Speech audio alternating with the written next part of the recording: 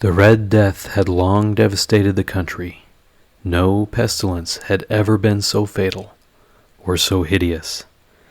The blood was its avatar and its seal, the madness and the horror of blood. There were sharp pains and sudden dizziness, and then profuse bleeding at the pores with dissolution. The scarlet stains upon the body, and especially upon the face of the victim, were the best ban which shut him out from the aid and from the sympathy of his fellow men, and the whole seizure, progress, and termination of the disease were the incidents of half an hour. But Prince Prospero was happy and dauntless and sagacious. When his dominions were half depopulated, he summoned to his presence 1,000 hale and light-hearted friends from among the knights and dames of his court, and with these retired to the deep seclusion of his crenellated abbeys. This was an extensive and magnificent structure, the creation of the prince's own eccentric yet august taste. A strong and lofty wall girdled it. This wall had gates of iron. The courtiers, having entered, brought furnaces and massy hammers, and welded the bolts. They resolved to leave means neither of ingress nor egress to the sudden impulses of despair, or of frenzy from within. The abbey was amply provisioned. With such precautions, the courtiers might bid defense to contagion. The external world could take care of itself.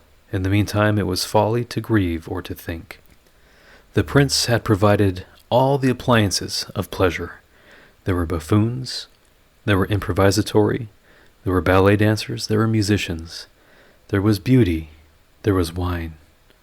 All of these and security were within. Without was the Red Death. It was toward the close of the 5th or 6th month of his seclusion that the Prince Prospero entertained his 1,000 friends at a masked ball of the most unusual magnificence. It was a voluptuous scene, that masquerade.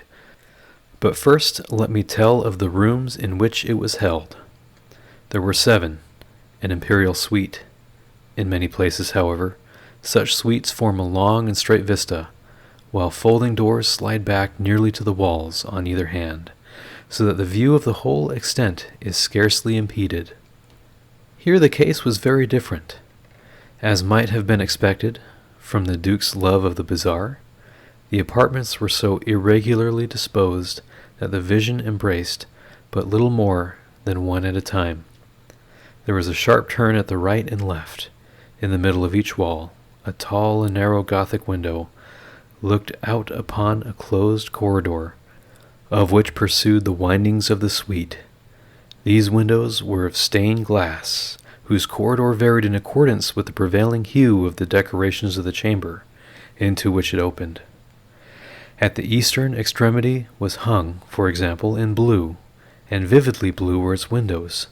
The second chamber was purple in its ornaments and tapestries, and here the panes were purple.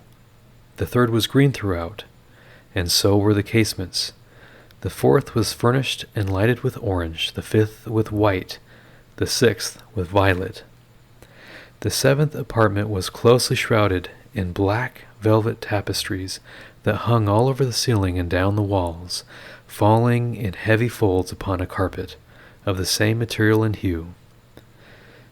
But in this chamber only, the color of the windows failed to correspond with the decorations. The panes were scarlet, a deep blood color. Now in no one of any of the 7 apartments was there any lamp or candelabrum. Amid the profusion of gold ornaments that lay scattered to and fro and depended from the roof, there was no light of any kind emanating from lamp or candle within the suite chambers. But in the corridors that followed the suite, there stood opposite each window a heavy tripod bearing a brazier of fire that projected its rays through the tinted glass so glaringly lit the room. And thus were produced a multitude of gaudy and fantastic appearances. But the western or back chamber of the effect of the firelight streamed upon the dark hangings through the blood-tinted panes was ghastly in the extreme, and produced so wild a look upon the countenances of those who entered, that there few of the company bold enough to set foot within its precincts at all. It was within this apartment, also, that there stood against a western wall a gigantic clock of ebony.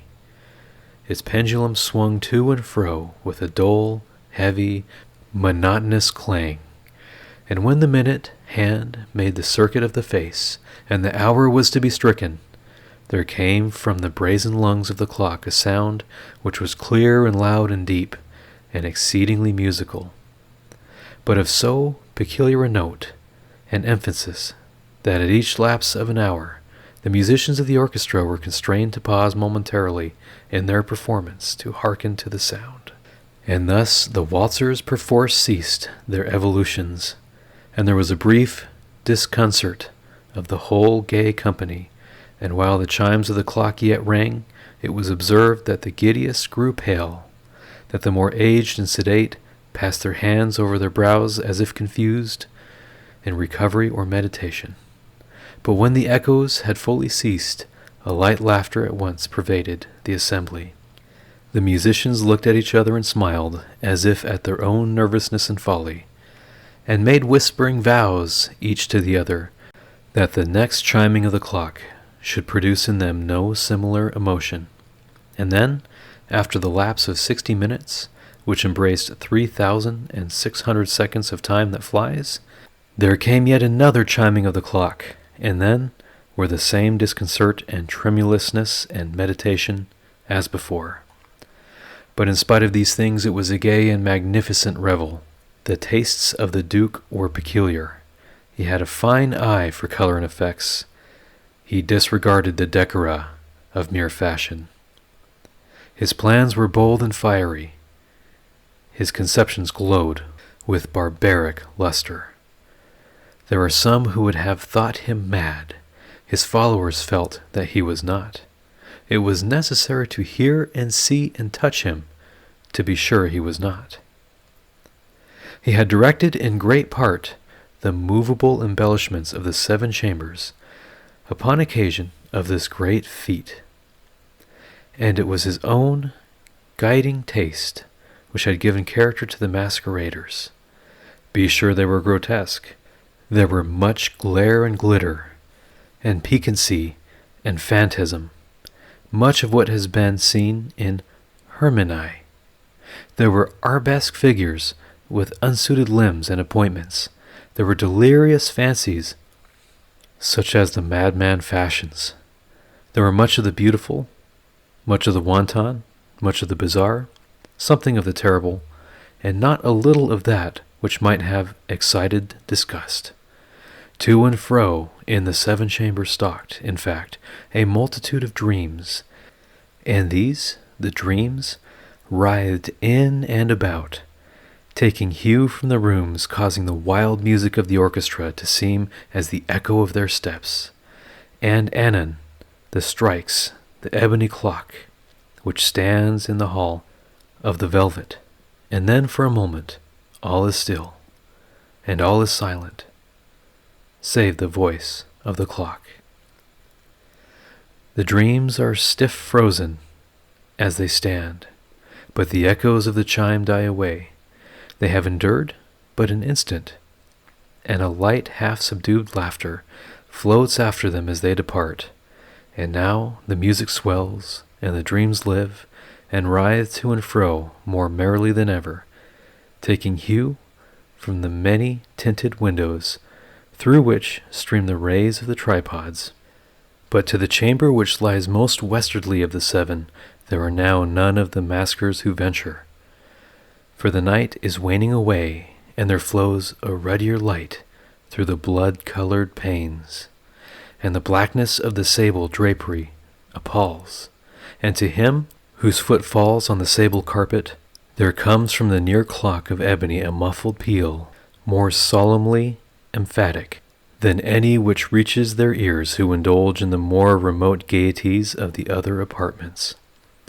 But these other apartments were densely crowded, and in them beat feverishly the heart of life, and the revel went whirlingly on, until at length there commenced the sounding of midnight upon the clock. And then the music ceased, as I have told, and the evolutions of the waltzers were quieted, and there was an uneasy cessation of all things as before.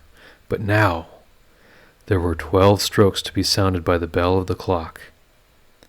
And thus it happened, perhaps, that more of thought crept, with more of time, into the meditations of the thoughtful among those who revelled. And thus too it happened, that before the last echoes of the last chime had utterly sunk into silence, there were many individuals in the crowd who had found leisure to become aware of the presence of a masked figure which had arrested the attention of no single individual before. And the rumor of this new presence having spread itself whisperingly around, there arose at length from the whole company a buzz or murmur of horror and of disgust. In an assembly of phantasms such as I have painted, it may well be supposed that no ordinary appearance could have excited such sensation. In truth, the masquerade license of the night was nearly unlimited, but the figure in question had out-Heroded Herod, and gone beyond the bounds of even the prince's indefinite decorum. There are chords in the hearts of the most reckless which cannot be touched without emotion. Even with the utterly lost, to whom life and death are equally jets, there are matters of which no jest can be made. The whole company, indeed, seemed now deeply to feel that in the costume and bearing of the stranger neither wit nor propriety existed. The figure was tall and gaunt, and shrouded from head to foot in the habiliments of the grave. The mask, which concealed the visage, was made so nearly to resemble the countenance of a stiffened corpse that the closest scrutiny must have difficulty in detecting the cheat, and yet all this might have been endured, if not approved by the mad revellers around. But the mummer had gone so far as to assume the type of the Red Death. His vesture was dabbled in blood, and his broad brow, with all the features of his face, was besprinkled with the scarlet horror. When the eyes of Prince Prospero fell upon this spectral image, which, with a slow and solemn movement, as if more fully to sustain its role, stalked to and fro among the waltzers, he was seen to be convulsed, in the first moment, with a strong shudder either of terror or distaste, but in the next, his brow reddened with rage. "Who dares?" he demanded hoarsely of the couriers who stood near him. "Who dares insult us with this blasphemous mockery? Seize him and unmask him, that we may know whom we have to hang at sunrise from the battlements." It was in the eastern or blue chamber in which stood Prince Prospero as he uttered these words. They rang throughout the 7 rooms loudly and clearly, for the prince was a bold and robust man, and the music had become hushed at the waving of his hand. It was in the blue room where stood the prince, with a group of pale courtiers by his side. At first he spoke. There was a slight rushing movement of this group in the direction of the intruder, who, at the moment, was also near at hand, and now with deliberate and stately step made closer approach to the speaker. But from a certain nameless awe, with which the mad assumptions of the mummer had inspired the whole party, there were found none who put forth a hand to seize him, so that, unimpeded, he passed within a yard of the prince's person, and while the vast assembly, as with one impulse, shrank from the centers of the rooms to the walls, he made his way uninterruptedly, but with the same solemn and measured step which had distinguished him from the first, through the blue chamber to the purple, to the purple to the green, through the green to the orange, through this again to the white, and even thence to the violet, ere a decided movement had been made to arrest him. It was then, however, that Prince Prospero, maddened with rage and the shame of his own momentary cowardice, rushed hurriedly through the 6 chambers, while none followed him, on account of a deadly terror that had seized upon all. He bore aloft a drawn dagger, and had approached in rapid impetuosity to within 3 or 4 feet of the retreating figure, when the latter, having attained the extremity of the velvet apartment, turned suddenly and confronted his pursuer. There was a sharp cry, and the dagger dropped, gleaming upon the sable carpet, upon which most instantly afterward fell, prostrate in the death of Prince Prospero. Then, summoning the wild courage of despair, a throng of the revelers at once threw themselves into the black apartment, and seizing the mummer, whose tall figure stood erect and motionless within the shadow of the ebony clock, gasped in unutterable horror at finding the grave cremence and corpse-like mask, which they handled with so violent a rudeness, untenanted by any tangible form. And now was acknowledged the presence of the Red Death. He had come like a thief in the night, and one by one dropped the revelers in the blood-bedwelled halls of their revel, and died each in the despairing posture of his fall. And the life of the ebony clock went out with that of the last of the gay, and the flames of the tripods expired, and the darkness and decay of the Red Death held illimitable dominion over all.